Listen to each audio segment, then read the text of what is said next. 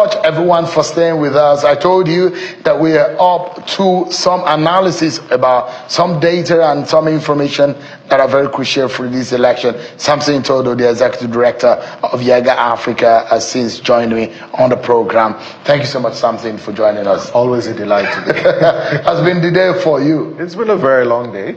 You don't look like you went to the field, even though you spent most of your time on the field today. Absolutely. But it's been a great day. I think all the debates, the discussions, the concerns, the fears, it does appear that most of the interventions did work because the election was largely peaceful. And as we were asking the question whether those 3 tests we talked about yesterday, whether they passed that test or not. Well, indeed. This discussion. Unfortunately, a few of those tests were the things that I was going to ask the REC whether those tests, from INEC point of view, were passed. And of course, let's take a look at Samson and his colleagues.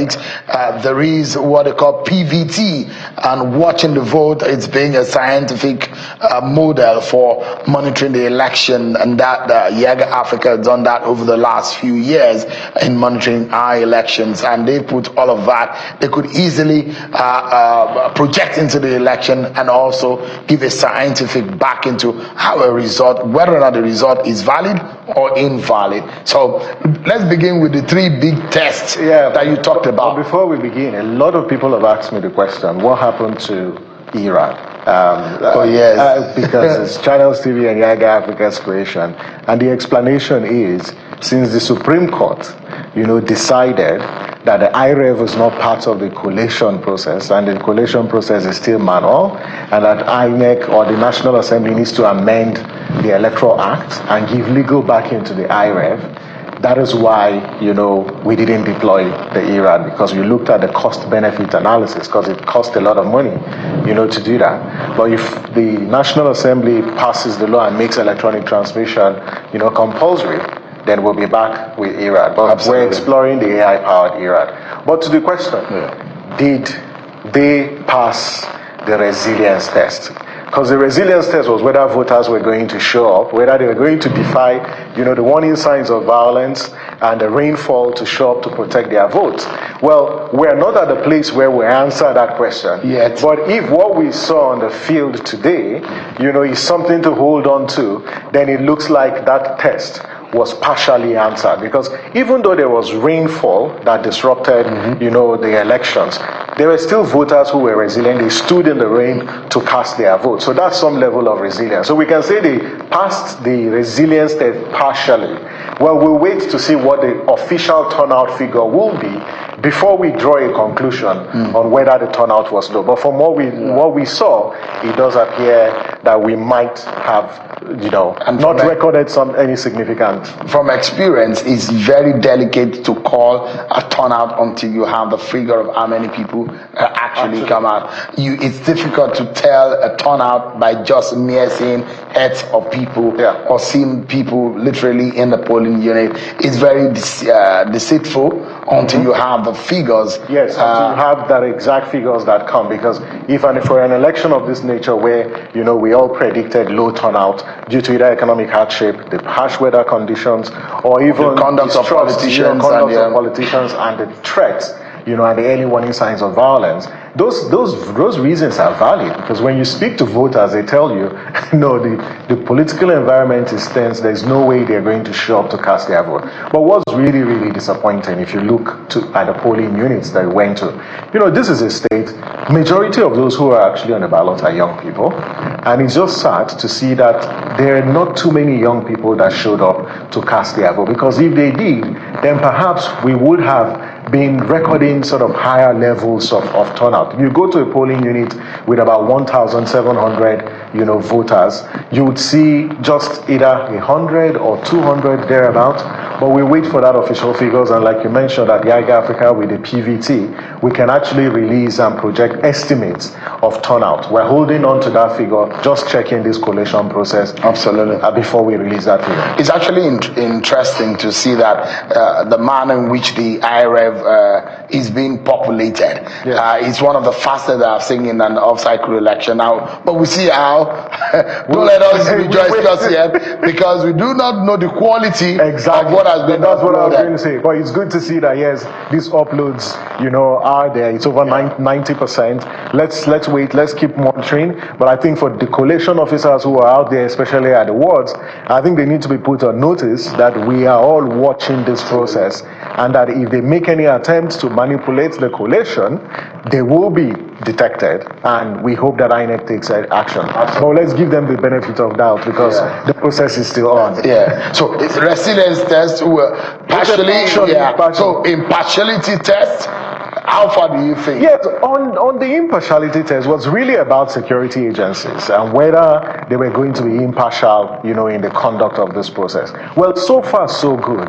You actually commend security agencies for the job that they did. If you look at what the police did, eve to the elections, trying to disarm, thugs who were in possession of, small and light arms. Again, it just really validates. And I say civil society and even the media have been vindicated, because prior to this election, we were all raising the alarm that there's really proliferation of light arms. You have increased activities of cult groups, but did they act professionally?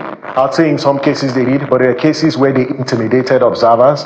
I know of observer groups and, in fact, renowned civil society leaders who were stopped by police, asked to come down from their cars, to introduce themselves before they were let into the car, even in the rain. And those kinds of intimidation are not really acceptable, and we must actually condemn that. It's probably taken too far. Yeah, there were also isolated cases where security agents also prevented observers from carrying their job, even when INEC officials did identify that these observer groups were accredited by INEC, but they were very overbearing, and these are the kinds of attitude that we shouldn't see on an election. So I will hold on whether they pass the impartiality test, because the process is still on. It's not concluded yet, because if they prevent accredited observers and media and party agents from accessing the collation centers, then you can't say that they passed the test. So we hold on to that, and let's keep observing the process. Integrity test. This is the big one,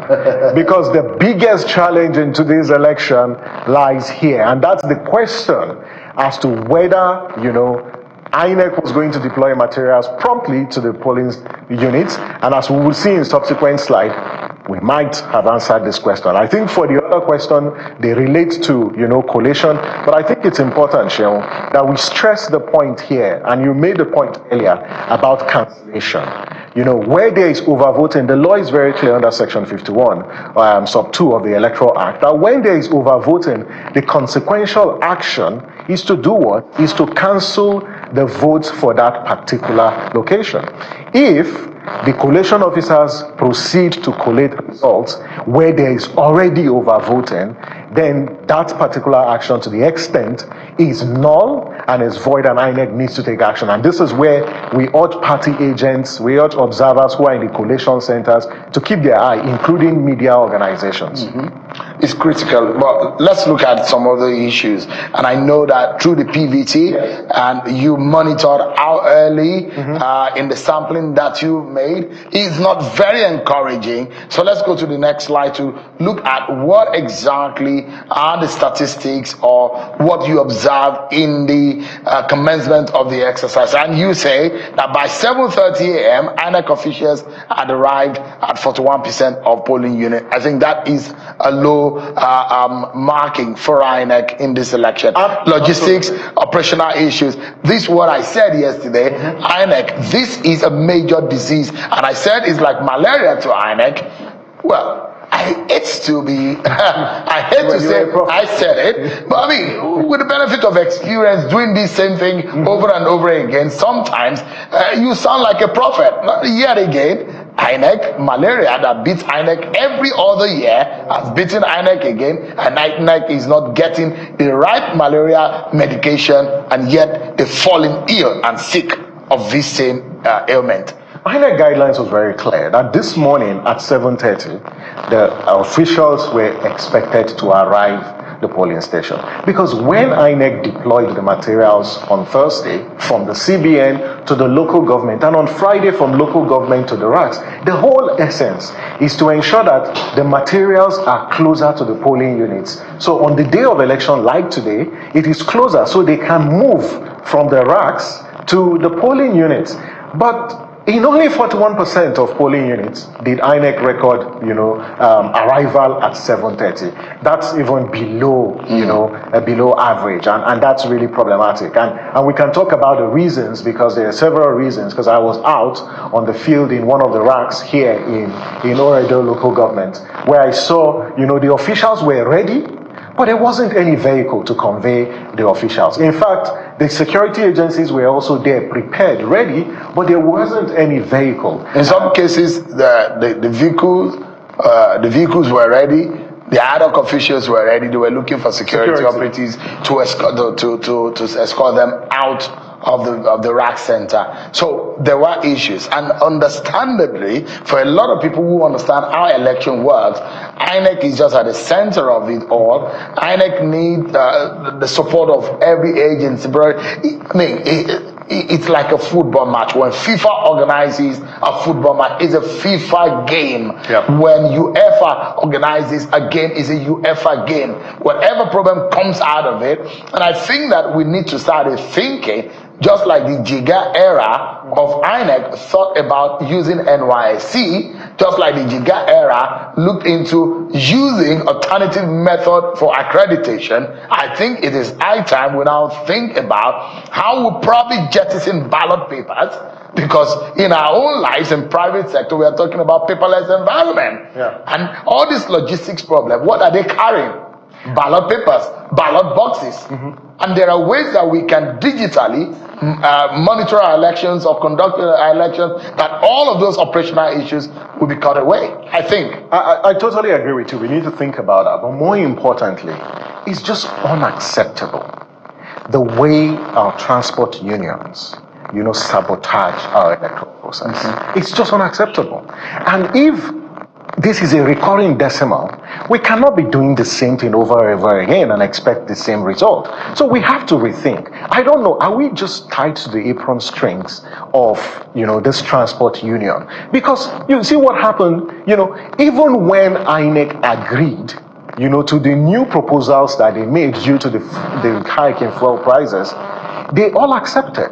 But as at last night and even this morning, some of the transporters, even when INEC had paid them, they were claiming that they couldn't get fuel. They were claiming that they didn't have access to cash, to buy fuel. And that's why they left some of the officials stranded in some of those cases. But the question is there consequence for this action? Is there consequence for defaulting on a contractual obligation that you all signed to? I don't think that is a consequence, because if there were, then the kind of impunity that we see on the part of our transport workers on the day of elections will not be the case. And I dare say that the level and the attitude of some of the transporters or some of the drivers taking some of these people, it does not look like they're on the same page with INEC. It doesn't look like they share the dream of executing a good election. And that's a sad. My conclusion, this logistical challenge is not accidental. This logistical challenge, to a large extent, is intentional. Because we are told in public policy, if something happens once, it is accidental. If it happens twice, it is a trend. If it happens 3 times, it's substantive proof. In 2016, it happened. In 2020, it happened. In 2023, we are here having the same discussion about logistical issues. So I can't say that it is accidental if you look at the trends. I think that the most important department in INEC these days is the operation and the logistics unit of INEC. And I think for some reasons, whether or not they need to be reschooled, retooled, but there needs to be a rejigging in that department. INEC has become a fundamentally operational failure institution, and that is a fact. Because from 2011 up until last election, logistic problem has become INEC's nightmare, and the nation has suffered for it. If as an institution you keep having the same problem and you're not looking at scientific ways of solving it, then it's a disaster. Yeah. So INEC needs to start. It's high time we stopped talking about operational and logistic problems as though we are people under some rocks, or we are some people so laid back that we cannot solve our problems. It's embarrassing. It's not just a national problem. It's also an attack on our democratic institution. Because check it out. There are people who would have been disenfranchised as a result of this logistical hiccup. Because for some, when they saw the news that elections were not holding at their polling units, some people went back. We may not account for the number of people who went home and didn't show up to cast their vote, because when they showed up at the polling unit, INEC officials, had not arrived. And these are the issues that really require addressing. And I think it will take a constellation of efforts to fix this problem. But there has to be political will. So people need to understand, by 7:30 a.m., INEC officials had arrived at 41%. What it means is that polling, yes. Absolutely. So what it means that if this is the figure of the sampling that you got, it means that at 7:30 a.m. that is 1 hour before the commencement of the exercise. If you're not arriving here, it just gives the reason why the exercise started late. So let's move to the next slide. And if you look at the delayed arrival of INEC officials across senatorial district as at 7:30 a.m. according to Young Africa's PVT and sampling model, this is what we got. In Edo North, 68% as at 7:30 a.m. Edo Central, 38%, and Edo South, 58%. It's unfortunate that this is around the city, the capital of the state, and you have a 58%. And in fact, we were in already where we set up our live equipment, and yet we were seeing the delay in the movement. Up until a few minutes before 9 a.m., people are still unable to move around. That 8%, this is very sad. Bad figure in terms of logistic organization. I do not, for some reasons, I think they thought that this is far-flung, and they did a lot of work and things were better compared to, in fact, in the city where you should have seen a better reaction. Well, Shanwu, you've said it all. Data does not lie, and this is the exact picture of what transpired today. And this is where we have to ask questions. Some questions we may not get the answers tonight, but this is to help us rethink and look at the patterns and the trend as we wait the final conclusion of this process with the results collation. But this is the way it looks this morning in terms of the distribution across the senatorial districts. All right, then from there, let's move on and look at what we also saw in terms of commencement of accreditation and voting in polling units across the state. So 70% by 8:30 a.m., 64% 9:30 a.m., 1 hour after the official commencement period. And so this is also very disappointing, isn't it? It is very disappointing because accreditation and voting was meant to start at 8:30 a.m. But what you see is if you have late arrival, definitely you would have late commencement, because when the officials arrive, they are expected to set up the polling units. They are expected to do what you call voter education, to speak to the people or explain the procedure.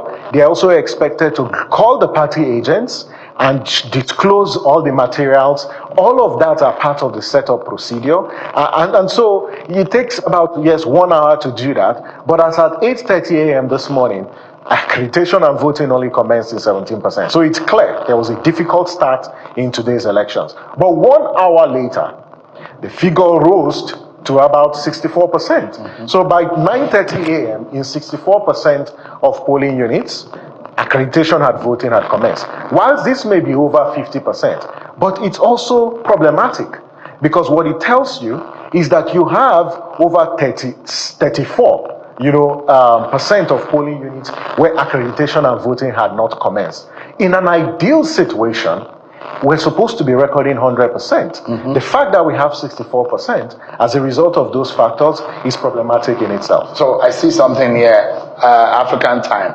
that played out here. And so people will say, oh, it's 8:30 a.m., we can do it. 9:30 a.m. is not too bad idea. But 1 hour after the official commencement of the exercise, in 64% at 9:30 a.m., not good at all. Let's move on and let's see what the political parties.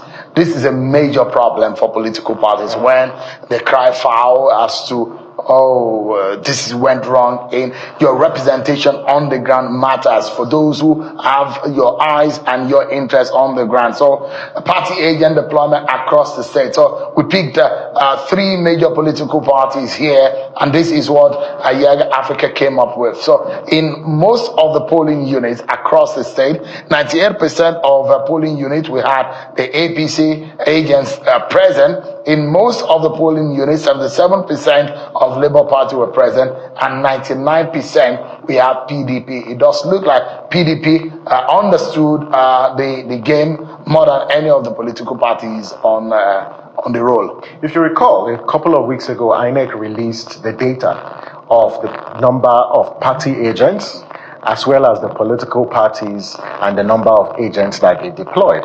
And what you see on the field is actually consistent, with what INEC published, because the 2 main political parties had the highest number of party agents. So as you can see, across the sampled polling units, there's huge presence of party agents. So if you extrapolate, what it simply means is at least in all the 4,519 polling units, the APC and the PDP had their party agents, but the Labour Party did not have party agents in all the polling units. What this says is they've got their eyes on the process, and so whatever comes out of that process, they are all in a better position, to explain and also verify if the process in their polling units was indeed transparent.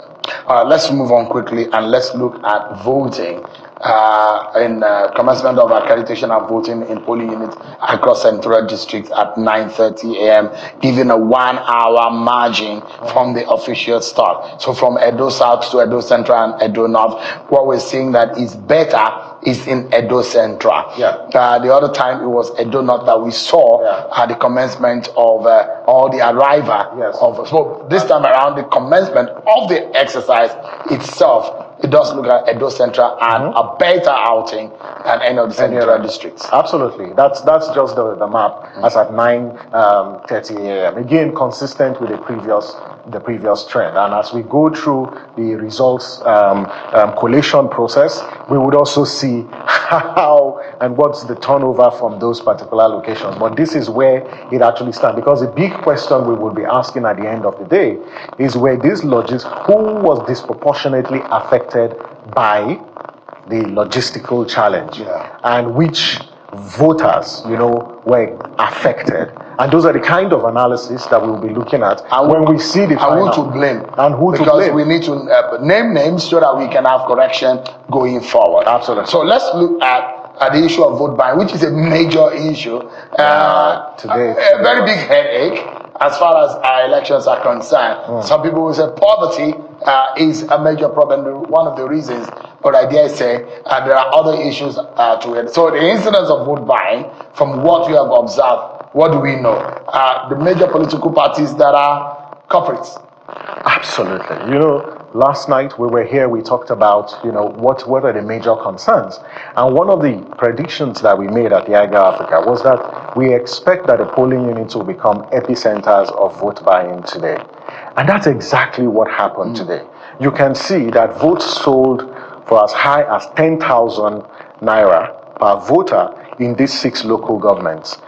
Across the local governments, there was actually vote buying, but in these 6 local governments, we had specific reports on polling units where votes traded for 10,000 naira per voter, and the 2 major political parties were the culprits in this particular case. But what is even more disturbing is that if the police and the security agencies deployed massively, could it be that this happened in the presence of security officials? And we can say because our data shows that in 98% of polling units, sampled polling units, there was security presence. The big question is, what did the security agencies do when votes were being traded for this amount? Yes, the EFCC made some arrests, in Itodo, like we saw, and also in Ego local government. Commend the EFCC for that action.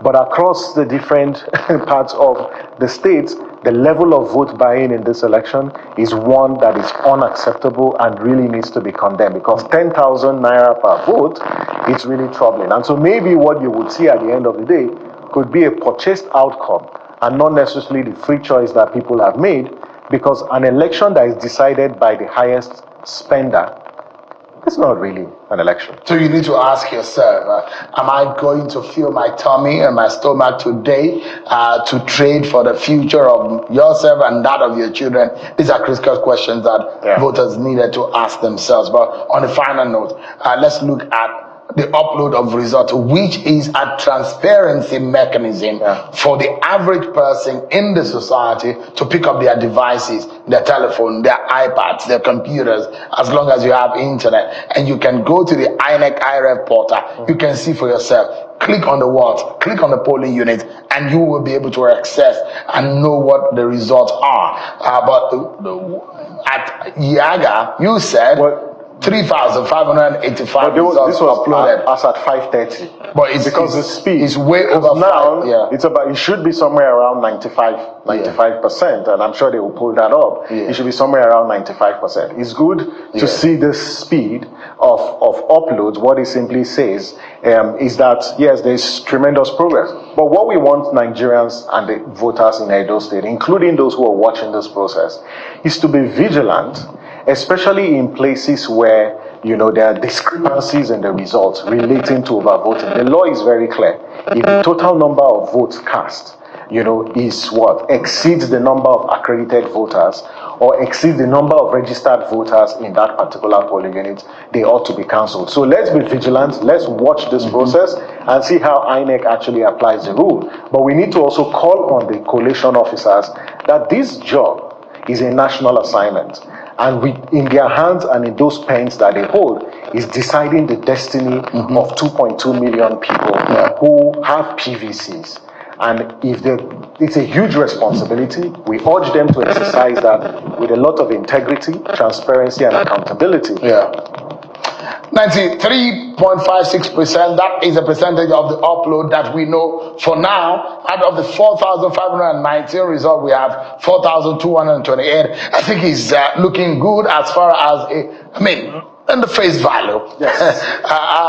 We have to be cautious. And they said the taste of the food is in the eat, the pudding is in the eating. So not until you dig your hand into your fingers into those results, word by word, unit by unit, for you to be able to know the quality of the result. Because not only seeing an item in it, is also knowing what is in it. But we also need to be careful, because if you look at some results where they are turning out 100%, turnout, we should raise some questions and scrutinize those results. This is why collation officers need to be very vigilant, because we've watched elections and followed elections all our life. It's just practically impossible, for that, especially given the turnout that we see in this election. So it's just practically impossible to turn out 100%. The REC is worried that people are posting results here and there, and a few people had gone into some of the portal and the IREV, and they've identified mutilation of the results, where the number of accredited voters are lower than the number of some of the performances and the result in some political parties came out with. And this is discrepancy as far as the eyes can see. The number of accredited voters need to tally with the total number of results, including the one that is rejected or modulated during the collation or sorting of the results. So eyes on the ballot. It is not over until it is over. Be vigilant, not only when you cast your ballot, but also when you are checking, because they say that vigilance is the price you pay for liberty. All right. We'll take a break, everyone. Thank you so much, Samson Itodo. And good job. My regards to you and your colleagues at Yaga Africa.